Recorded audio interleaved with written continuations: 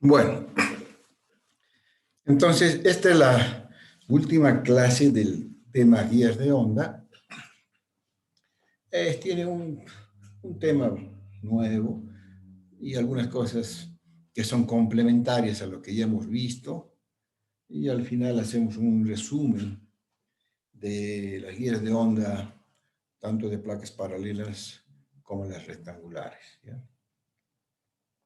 Entonces, en este primer tema vamos a ver cómo se maneja en la práctica los, la nomenclatura o los estándares que se usa, ¿ya?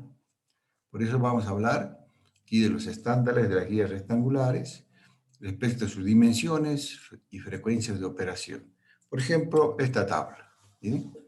Acá están las industrias que producen mayoritariamente este tipo de guías rectangulares, ¿sí?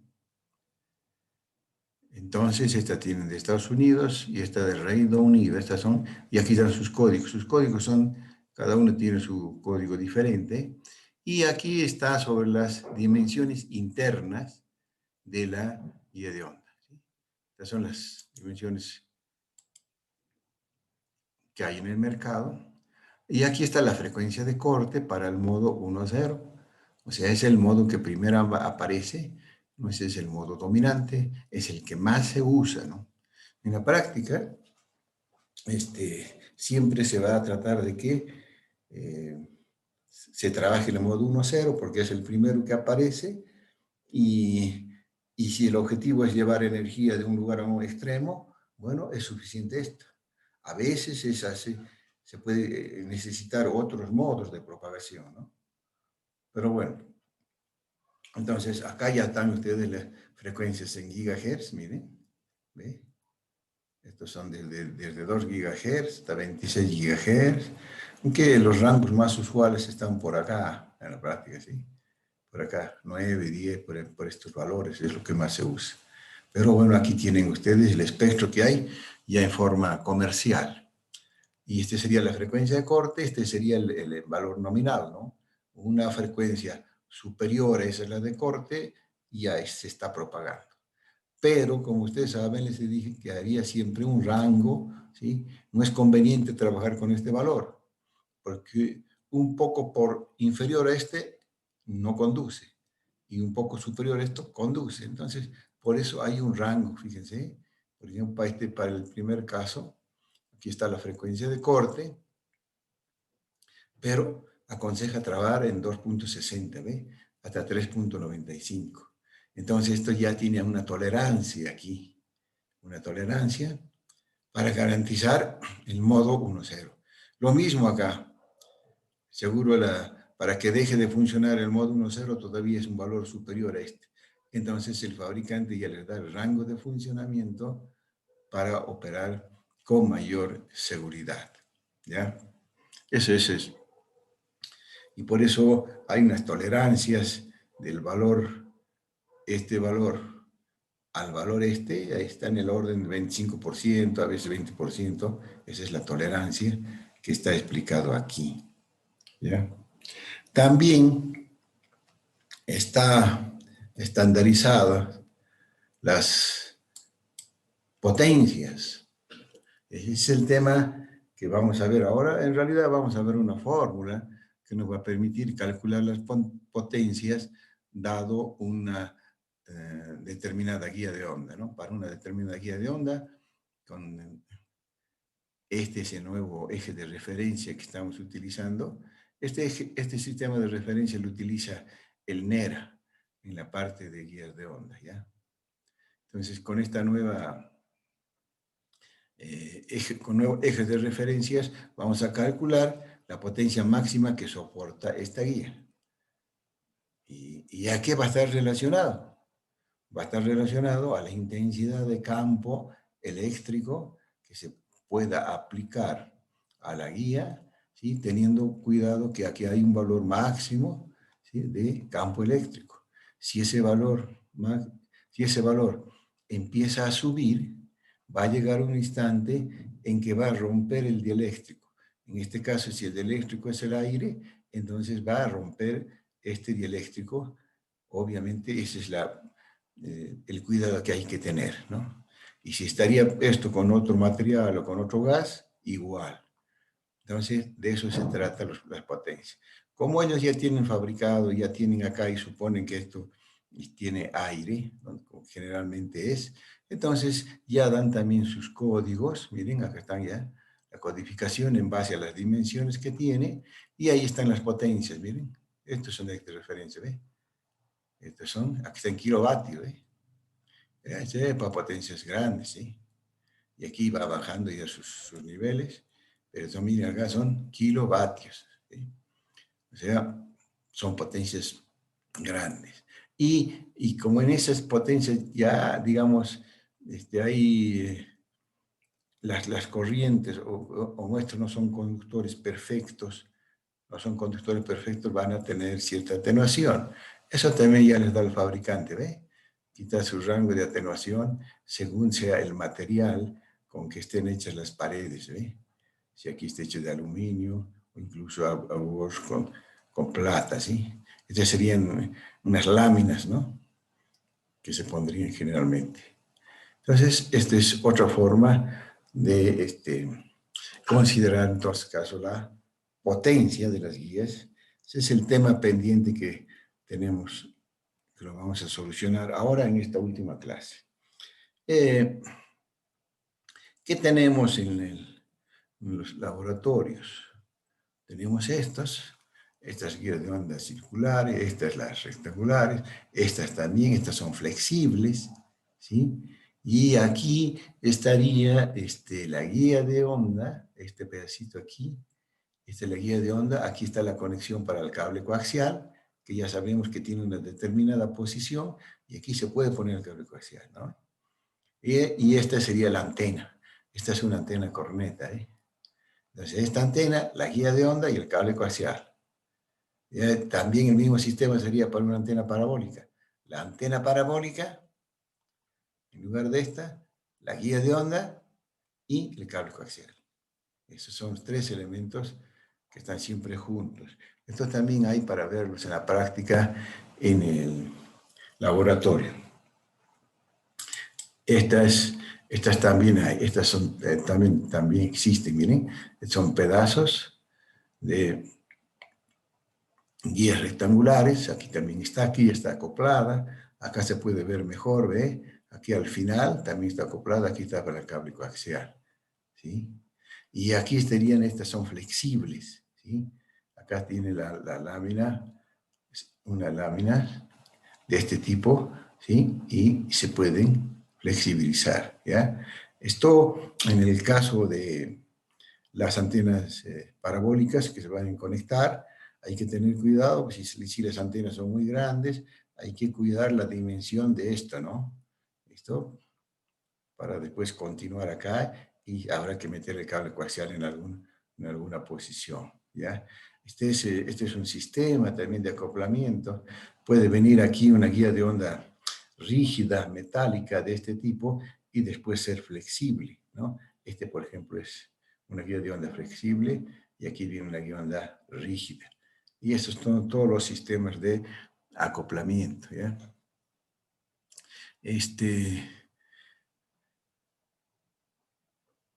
Veremos entonces ahora el tema de la potencia, ¿no? Que es el objetivo principal de esta clase. Ahí está, como les digo, este es el sistema de referencia. Esto está sacado de Rodolfo Neri Vera, del texto de referencia en la parte de guías de onda, ¿no? Van a ver que el Neri hace un análisis diferente, ¿no? No utiliza lo que nosotros hemos hecho, sino que tiene otro sistema de referencia, hace otro análisis acá de los sistemas de propagación, pero al final llega a nuestras mismas fórmulas, ¿sí? Exactamente las mismas fórmulas, pero con otro tipo de análisis mucho más matemático, mucho más analítico, digamos, ¿no? Entonces, algunas de esas imágenes de esa parte les presento acá, ¿ve? Un poco como tienen el efecto de este campo eléctrico y este campo magnético, ¿sí? Cómo aparecen los nodos de corriente. Este es igual, como ya sabemos, es un caso instantáneo porque esto se está propagando, ¿sí? Bueno, pero en función de eso, acá también es otro análisis. Hay que hablar de las corrientes de desplazamiento, ya un poco hace el análisis de las características del material de que está hecho la guía de onda y maneja estas imágenes, ¿ya? Entonces, aquí la propagación, en este caso, en esta referencia es Z, de aquí. Esta es la dirección de propagación. Nada más. Y aquí está llamando el lado A, el lado mayor, y este sería el lado menor. ¿Ya? Y esta sería la distribución de los campos para el modo dominante 1,0, ¿no? Eso implicaría que aquí el campo eléctrico es nulo, en los extremos va incrementando, desde aquí llega a un máximo y después disminuye. O sea, es básicamente lo mismo que hemos visto nosotros, ¿no? Entonces, ahora veremos el campo desde aquí, ¿no? Acá tenemos que ver ahora la distribución del campo para el modo dominante. Ese es, ¿ve? Ahí estaría en base a nuestro nuevo eje de referencias. Acá está lo que les acabo de decir. El campo va creciendo, las líneas de campo se van haciendo más unidas y aquí sería el máximo, ¿no? Entonces, por eso hemos dicho, si nosotros queremos conectar un cable coaxial, ¿sí? que tiene dos conectores, el conector central y la malla que le protege. Entonces tenemos que poner para el punto de acoplamiento para inducción, ¿sí? En estos lugares, porque en estos lugares la intensidad de campo eléctrico es mayor, ¿no?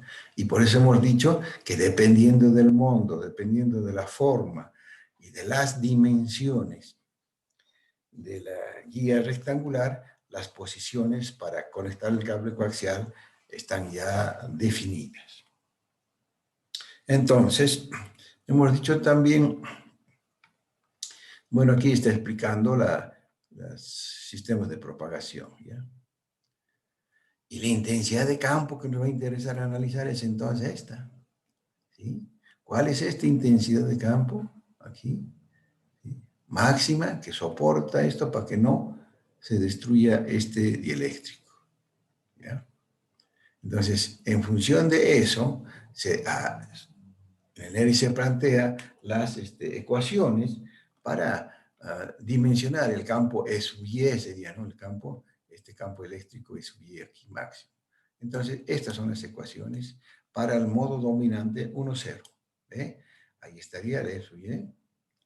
Estas son las otras intensidades de campo para analizar en el modo 1,0. ¿Ve? Estas variables ya las conocemos. Este es un valor máximo que hay que determinar, ¿sí? Y entonces, este sería las ecuaciones que describen los diferentes campos. Y a lo que nosotros nos vamos a interesar es para sacar la potencia. Entonces, en base a estas fórmulas, es posible obtener una fórmula para la potencia máxima que soportaría la guía. Obviamente que va a estar relacionado con estos parámetros acá y principalmente ¿no? Que sería este campo que está acá, la intensidad esta. ¿Sí? Bueno, el análisis del desarrollo está en el NERI, simplemente vamos a utilizar la fórmula nosotros, ¿ya? Si pregunto sobre esto, directamente tienen que irse a esta fórmula ya sabemos la relación, entonces esa sería la fórmula para calcular la potencia que pueda soportarse la guía de onda. Y aquí está esta variable A sub 0, ¿eh?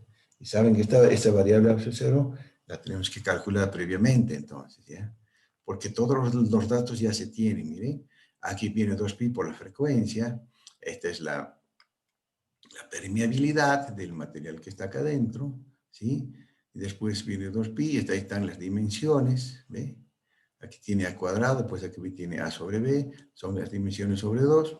El beta, y ya lo conocemos, entonces este es el factor que habría que calcularlo para poder ingresar acá y ya tener forma más práctica. Esta fórmula vale, sí, pero implica que hay que tener el valor de a sub 0, ¿no? Entonces, si no se tiene a sub 0, hay que buscar otra fórmula que nos permita trabajar previamente calculando ese valor de a sub 0, ¿no? Entonces, eso es lo que se va a hacer, ¿no? Porque el máximo permisible, para evitar la ruptura, el E máximo, ¿sí? Se puede calcular siempre que se conozca el A sub 0. Y si tenemos el A sub 0, acá ya vamos a calcular la potencia. Es esa la idea, ¿ya? Entonces, de nuevo volvemos a las ecuaciones. Aquí está la ecuación 48 y 49, ¿sí? Esta es la idea que estamos buscando. Y si ahora, ve, trabajamos con la 48 y la 49, ¿sí? Este hx que está aquí lo reemplazamos acá, en este valor, entonces ya vamos a poder encontrar el A sub 0, ¿sí? Acá está nuestra fórmula de la potencia, estamos buscando este A sub 0, y aquí ya estaría ya el reemplazo de la 49 en la 48, aquí aparece el A sub 0, y el A sub 0 entonces también se define de esta manera, ¿ve? Acá estaría.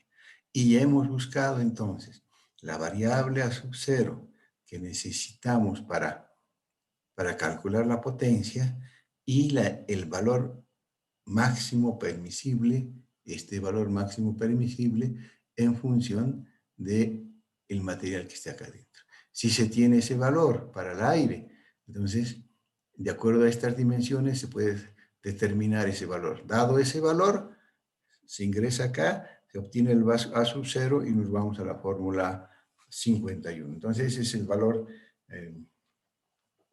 previo, ¿no? Que hay que calcular. Y como ustedes ven, ese va a estar dado, este valor máximo, aquí está la permeabilidad, las dimensiones, la frecuencia y este parámetro. O sea, eso sería la parte de las potencias, ¿no?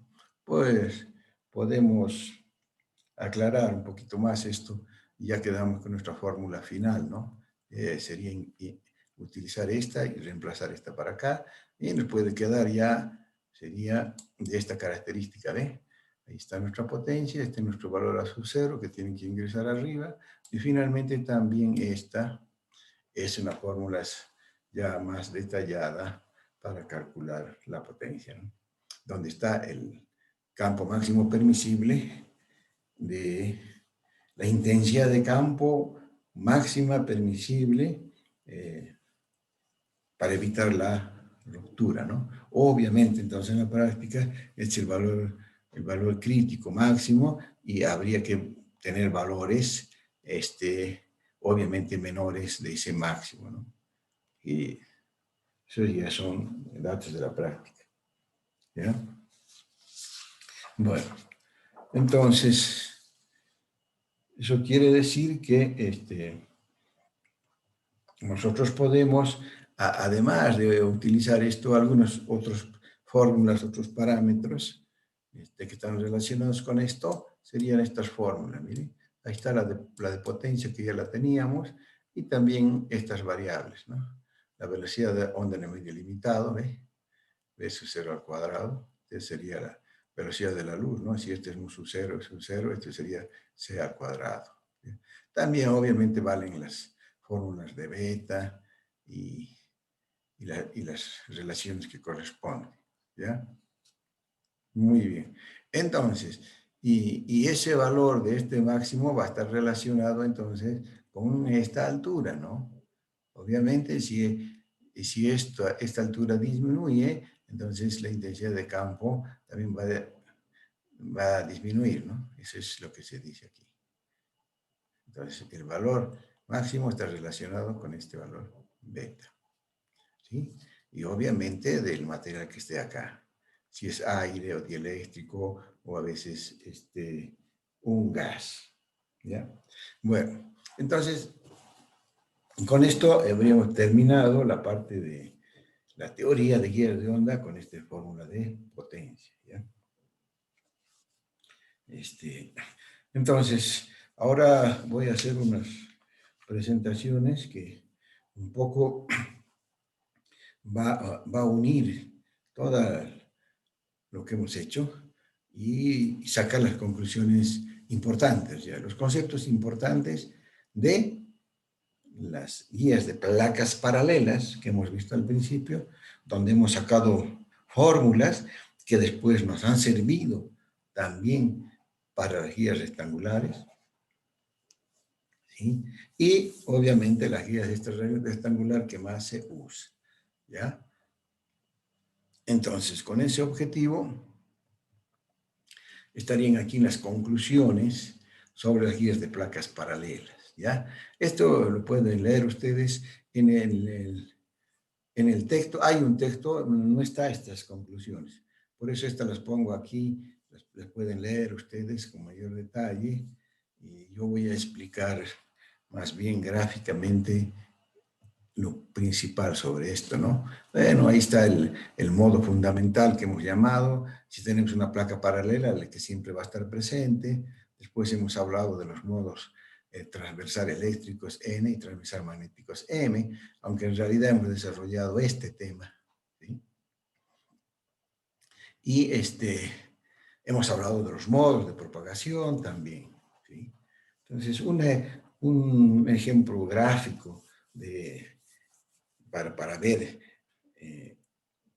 en nuestros conceptos, ¿qué necesitamos saber? ¿Cuáles son las frecuencias de corte? ¿Cuál es el rango de operación? ¿Sí? ¿Cómo están relacionados esos modos? Para ver si la placa conduce o no conduce una determinada frecuencia. Se puede suponer que las placas están separadas a una cierta distancia fija y en función de eso ir aumentando la frecuencia y ir analizando los modos, ¿ya? O también se puede poner una frecuencia e ir variando la separación entre las placas y de nuevo a analizar los modos que se propagan. Tanto en guías de placas paralelas como en guías rectangulares, el objetivo ¿cuál es? Ver si se propagan o no se propagan. Y si se propagan, ¿cuáles son los modos que se propagan? Eso es lo fundamental en esta parte. Por eso, pues este gráfico que está aquí va a aclarar este tema, que también ya lo hemos hecho para guías rectangulares. Sería este, ¿ve? Entonces, ya ahí tenemos nosotros este modo que siempre está presente, ¿sí? Cualquiera sea la separación entre las placas, entonces este siempre va a existir, ¿sí? Pero después, cuando se empieza a aumentar la frecuencia, en función de la separación de las placas, va a aparecer la frecuencia de corte 1, ¿sí? Y para frecuencias superiores a la de corte, se va a empezar a propagar este modo que siempre está presente entre las placas, pero aparece el modo TE1. Este es el primer modo que aparece, ¿no? Pero esto ya hemos puesto también porque para los magnéticos coincide, ¿no? Hemos hecho el análisis nosotros para estas nomás. Entonces, y bueno, y si las placas se mantienen constantes, si empieza a aumentar la frecuencia, va a aparecer la frecuencia de corte 2. Y entonces, para frecuencias mayores, por ejemplo, para un valor de esta frecuencia, ¿cuántos modos se van a propagar? Se propaga este modo, ¿sí? Se propaga este modo y se propaga este. Si hablamos de las T, sería TM, esta, la transversal electromagnética, la TE1 y la TE2, aquí. Si consideramos a las TM, serían esta y esta también, ¿no? Entonces, estos serían los modos según que se quiera analizar, las transversales eléctricas o las transversales magnéticas. Y si la frecuencia de operación está aquí, por ejemplo, van a estar presentes todas estas y se puede hacer el análisis correspondiente. Pero esto es cuando las láminas están fijas. Se puede variar la longitud, entonces obviamente van a cambiar estos rangos también, ¿no? ¿Está bien? Se puede decir, por ejemplo, dada una determinada frecuencia, dada la separación de unas placas, ¿cuál es la frecuencia? ¿Cuál es el rango de frecuencias que me permite solamente que aparezca el modo TE1, ¿no? Este no se lo considera porque siempre está presente. Entonces, ¿cuál es el rango para que solamente aparezca este modo de propagación para una determinada distancia de la placa? Entonces, el rango sería este, ¿no? Mayor que la frecuencia de corte 1 y menor que la frecuencia de corte 2. Obviamente aquí, ¿no? Este sería el rango de funcionamiento. Y así sucesivamente. Bueno, más o menos con este mismo criterio también en esta hoja están las conclusiones importantes de la guía. Aquí estoy repitiendo los modos, los modos de propagación que nosotros siempre decimos M y N. En función de eso calculamos las frecuencias de corte para este modo, es esta. Después está la longitud dentro de la guía con sus modos, los beta, la constante de propagación, la velocidad de propagación para cada modo, ¿sí? Y las velocidades de fase y de grupo también, ¿no? Todas estas variables, hay problemas concretos para utilizar las fórmulas que nos permiten calcular todos estos parámetros, ¿sí? Algo que no he puesto, no está en el texto, pero este concepto también es significativo, miren. La velocidad de fase por la velocidad de grupo es igual a la velocidad en el medio ilimitado, fuera de la guía. Entonces, para una determinada guía llena de aire, la velocidad de fase por la velocidad de grupo dentro de la guía es igual a c al cuadrado, que sería la velocidad de la luz en el vacío, ¿no? ¿Sí? Y después las guías de onda cuadrada, siempre hemos mencionado, y esas guías cuadradas, digamos, no se utiliza mucho en la práctica, porque en la práctica nosotros necesitamos tener un modo que se propague y tener control sobre ese modo de propagación. Pero al ser una onda cuadrada, entonces el índice M y N es lo mismo. Entonces, el MN y el NM al revés es lo mismo. Y entonces va a aparecer dos modos simultáneamente. Y entonces, eso, por eso se le llama modos degenerados, ¿sí? ¿Sí? ¿Por qué? Porque se interfieren entre ellos. Empiezan a aparecer en el mismo momento y después, si bien tienen diferente configuración, porque son dos modos diferentes, pero están trabajando en forma conjunta. Ahora, por eso se prefiere trabajar en el modo dominante, que sería el 1-0. ¿Sí? Ahora hay que tener cuidado. Si es necesario o se necesita que aparezcan otro modo de propagación, la potencia que se aplica aquí se va a ir distribuyendo en los modos, ¿no? ¿Sí? Y no se distribuye en forma simétrica, ¿no? No quiere decir que si aparece el segundo modo, entonces la potencia se distribuye entre los dos, no. Pueden aparecer otros modos y los modos que aparezcan posteriormente, digamos, a este modo principal, tienen diferentes intensidades. ¿Bien? Ahora, finalmente, se pueden encontrar ustedes con algunas fórmulas que pueden llegar a conclusión, a confusión, porque están solamente relacionadas para un tipo de guía de ondas rectangulares, ¿sí? Con estas dimensiones, miren, aquí está. El A es igual a 2B. Este A es el doble de este. Al hacer estas características, como siempre hay una relación entre estas dos variables, entonces aparecen las fórmulas ya de 1, 0, ya elaboradas, ¿sí?